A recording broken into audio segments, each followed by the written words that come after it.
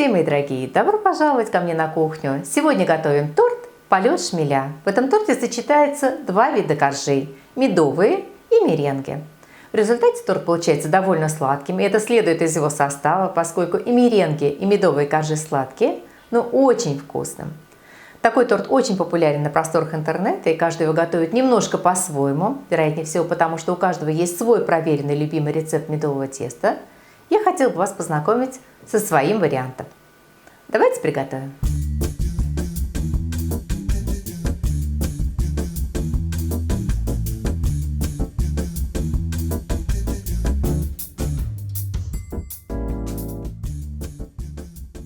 Для рецепта нам понадобится 4 крупных яйца. Яйца разделяем на желтки и белки. С белками мы приготовим меренгу, а желтки у нас пойдут в крем. И поскольку белки мы будем взбивать, очень желательно, чтобы при разделении в белки не попало ни грамма желтка, а также важно, чтобы посуда, в которой вы собираете белки, была чистой и сухой, без следов влаги и жира. Желтки пока убираем в холодильник. Для приготовления меренги нам понадобится сахар. Сахара нужно взять в 2 раза больше по весу, чем белков. Поэтому самый верный и самый точный вариант – белки взвесить и взять двойную норму сахара. В среднем на 4 белка требуется 280 грамм сахара. Примерно половину всего сахара я измельчу в кофемолке в пудру. Сушить меренги я буду на листе бумаги для выпечки. Нам понадобится 2 листа. На каждом листе я начерчу окружность диаметром в 20 сантиметров. К белкам добавлю щепотку соли, чтобы они легче и охотнее взбились. И пока без сахара буду взбивать белки до мягких пиков. Вот до такого состояния.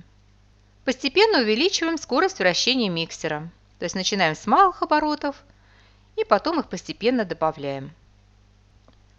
В несколько приемов всыпаем сахар, а затем сахарную пудру.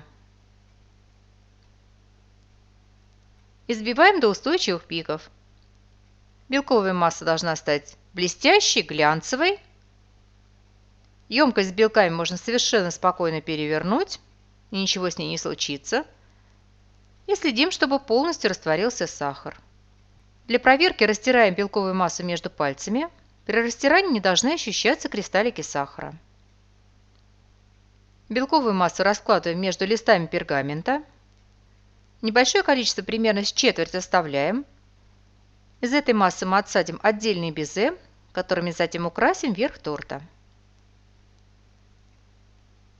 И вот таким образом распределяем ее по намеченной форме.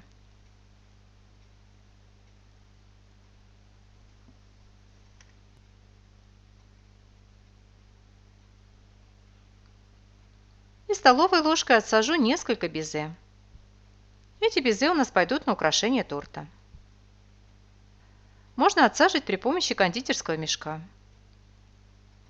И совершенно таким же образом распределяем, подготавливаем и второй лист. Противни ставим в разогретую до 80-100 градусов Цельсия духовку.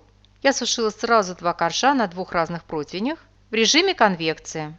Сушим 2-3 часа. Готовые безе должны стать сухими, легкими и легко отделяться от бумаги для выпечки. Снимаем с бумаги безе, коржи. Безе вы можете испечь накануне вечером и оставить в таком открытом виде до утра. Но учитывайте, что безе очень охотно впитывают влагу, и при этом они начинают размокать, поэтому держите их в сухом помещении, вдали от кипящих кастрюль и чайников. Для медовых коржей нам понадобится 70 грамм меда, 70 грамм сливочного масла, 70 грамм сахара, одно крупное яйцо, если мелкие, возьмите пару, 300-350 грамм муки, 3 чайной ложки соды и 150 грамм нежирной сметаны жирностью 10-15%. Сметана нам понадобится для пропитки коржей. Сливочное масло растапливаем и даем остыть. Мед нагреваем до горячего. До кипения доводить не нужно, примерно до температуры 70-80 градусов. Всыпаем соду и размешиваем.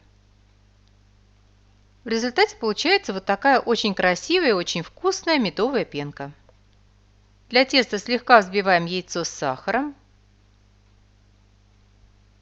Добавляем растопленное сливочное масло, медовую пенку и все размешиваем. Затем постепенно вмешиваем просеянную муку и замешиваем однородное мягкое тесто. Сначала я просто размешиваю тесто лопаточкой, а когда оно загустеет, я перейду на рабочую поверхность. Просеиваем всю оставшуюся муку, выкладываем тесто и вот такими складывающими движениями замешиваем мягкое однородное медовое тесто. Поскольку мука везде разная, вам может понадобиться ее немного больше, либо немного меньше указанного в рецепте. Ориентируйтесь в первую очередь на консистенцию теста. Тесто должно быть мягким, живым, в нем может оставаться некоторая липкость, но в то же время оно не должно быть жидким, не должно быть очень липким, а также оно не должно быть очень густым и плотным. Тесто подкатываем и делим на 6 частей. Складываем на тарелку, накрываем и никуда не упираем, оставляем на рабочем столе. Сразу же начинаем раскатывать коржи. Раскатывать коржи я буду прямо на листе бумаги для выпечки. Мне кажется, что так гораздо удобнее. Я раскатывал при помощи скалки для мастики. К такой скалке тесто совершенно не липнет и раскатывать ей удобно. Но как вариант можно раскатывать и обычной деревянной скалкой. Вырезаем корж. Я его вырезала при помощи крышки. Этой же крышкой я размечала и размер коржа безе. Тесто густо накалываем. Выпекаем корж предварительно разогретой до 180 градусов Цельсия духовки до светлого золотистого цвета. Пекутся коржи очень быстро, буквально 3-5 минут. Свежеиспеченный корж сразу же снимаем с листа бумаги для выпечки, перекладываем на ровную поверхность и сразу же прямо в горячем виде смазываем нежирной сметаной. В среднем на один корж идет столовая ложка. Сметана хорошо пропитает корж, он станет мягким, и торт не потребует длительного времени для пропитки. Освободившийся лист можно использовать повторно для раскатки очередного коржа. Для этого торта вполне достаточно испечь 6 коржей. Я люблю, когда коржи тонкие, и в результате у меня получилось 8 коржей. 2 дополнительных коржа я раскатала из обрезков теста. Раскатываем последний кусок теста. Обрезки вот таким образом отделяют коржа. Я их доведу до более интенсивного цвета, а затем разомну в крошку, которую буду использовать для украшения торта. Для крема нам понадобится оставшиеся 4 яичных желтка, 500 мл жирных сливок для взбивания, я обычно беру 35% сливки. В заварной крем нам понадобится 200 мл сливок и 300 мл сливок я взобью с сахарной пудрой, то есть у нас будет 2 вида крема. 200 г сливочного масла, 100 г сахара, сахарная пудра по вкусу. С пудрой мы будем взбивать сливки. Я взяла 30 грамм, но можно ее и вовсе не использовать, поскольку торт и так сладкий. Чайная ложка ванильного экстракта или пакетик ванильного сахара и 5 грамм крахмала. Кукурузного, картофельного, любого на ваше усмотрение. Для заварного крема нам понадобится 200 мл жирных сливок. Желтки взбиваем примерно с половиной всего необходимого по рецепту сахара. Сюда же всыпаем крахмал, размешиваем. Оставшийся сахар всыпаем в сливки и нагреваем до очень горячего, практически до кипения. При этом следим, чтобы полностью разошелся сахар. Тонкой струйкой вливаем горячие сливки во взбитые желтки и постоянно размешиваем. Желтковую массу возвращаем в кастрюлю, ставим на плиту и при постоянном интенсивном размешивании варим до загустения. Рабочая температура не выше 85 градусов Цельсия. Доводить до кипения очень нежелательно, поскольку яичные желтки могут свернуться. В смеси есть крахмал, поэтому густеет довольно быстро. Потребуется буквально 3-5 минут. Загустевший крем сразу же переливаем в отдельную миску и даем остыть до теплого. Сливочное масло должно быть комнатной температуры, то есть достаточно мягким. Вливаем ванильный экстракт и затем порциями вмешиваем сливочное масло. И миксером размешиваем до однородного крема. Сейчас крем теплый, поэтому он довольно жидкий. Убираем его примерно на час в холодильник. За это время крем охладится, стабилизируется и загустеет. Охлажденный крем хорошо прорабатываем миксером до легкого воздушного состояния. Вот такой легкий, воздушный и очень вкусный крем у нас получился в результате. И как видите, он довольно густой. Для второго крема достаем из холодильника 300 мл жирных сливок, всыпаем сахарную пудру, взбиваем сливки до устойчивого состояния. Напомню, что взбиваются только жирные и очень холодные сливки, поэтому до того момента, когда вы начнете работать со сливками, они должны быть обязательно в холодильнике. Очень желательно охладить еще и емкость, в которой вы будете их взбивать, а также лопасти миксера. И у нас все готово для того, чтобы собрать торт. На сервировочную тарелку выкладываем первый медовый корж, выкладываем той стороной, на которую мы клали сметану, кверху. Смазываем взбитыми сливками.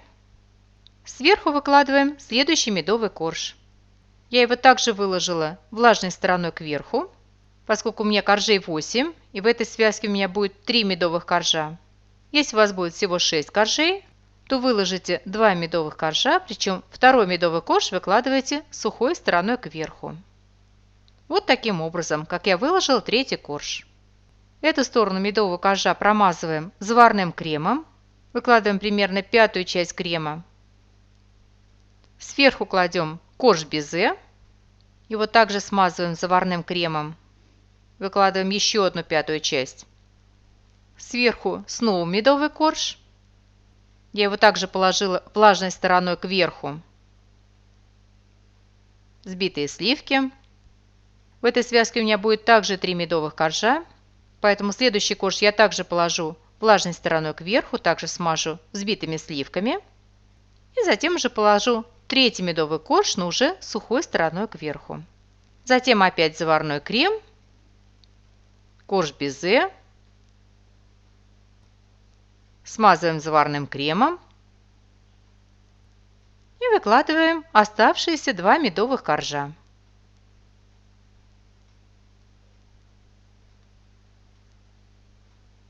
На последний медовый корж наносим последнюю пятую часть заварного крема